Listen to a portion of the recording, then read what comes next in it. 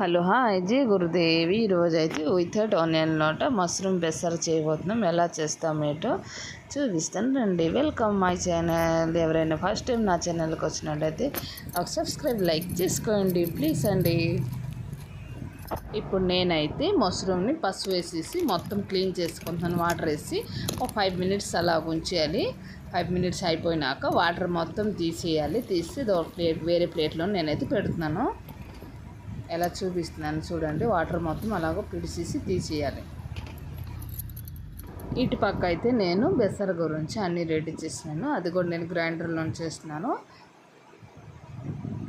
కొంచెం అల్లం వేసుకోవాలండి.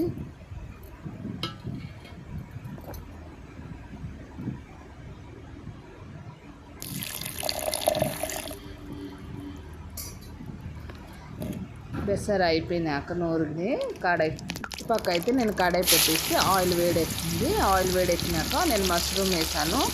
వేసేసి ఫ్రై చేస్తాను బాగానే. చూడండి బాగానే ఫ్రై అవుతుంది.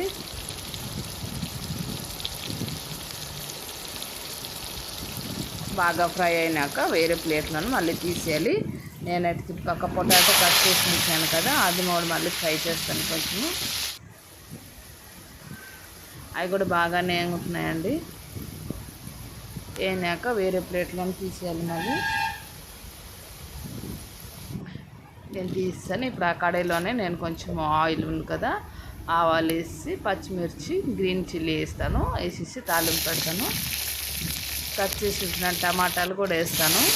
నేను వేసేసి బాగానే ఫ్రై చేస్తాను కొంచెము.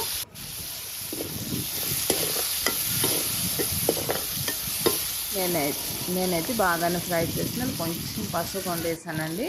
దాని తర్వాత సాల్ట్, రెడ్ చిల్లీ పౌడర్ వేసాను నేను. వేసేసి కొంచెం ఫ్రై చేసేయాలి. అటుపక్క మనం ఫ్రై చేసి ఉంచినాం కదా మష్రూమ్ని, అది వేయాలి. ఆలు పొటాటో కూడా వేస్తాను నేను. 2 వేసేసి కొంచెం ఫ్రై చేస్తాను. జస్ట్ ఒక 2-3 మినిట్స్ ఫ్రై చేయాలండి. ఎక్కువ టైం వద్దు. కొంచెం ఫ్రై చేసి మనం పేస్ట్ చేసినాం కదా, ఆ పేస్ట్ని అయితే వేయాలి.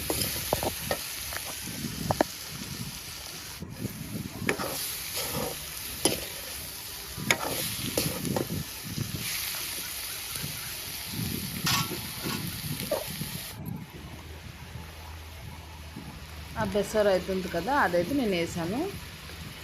వేసినాక వాటర్ కొంచెం వస్తుందండి. కొంచెం కావాలంటే వాటర్ వేసుకోవచ్చు. నాకు కొంచెం వాటర్ కావాలి కాబట్టి నేను వాటర్ వేసానండి. మీరు కూడా వేసుకోవచ్చు. లేకపోయినా కూడా ఇలాగే ఫ్రై చేసి కొంచెం వాటర్ వేయాలండి. ఇప్పుడైతే మష్రూమ్ కర్రీ ఉడుకుతుంది. ఎవరైనా నా ఛానల్ చూసినట్టయితే ఒక సబ్స్క్రైబ్ లైక్ చేయండి. ఫస్ట్ టైం వచ్చినట్టయితే సబ్స్క్రైబ్ లైక్ చేయండి. బాయ్ అండి. Mushroom curry ready.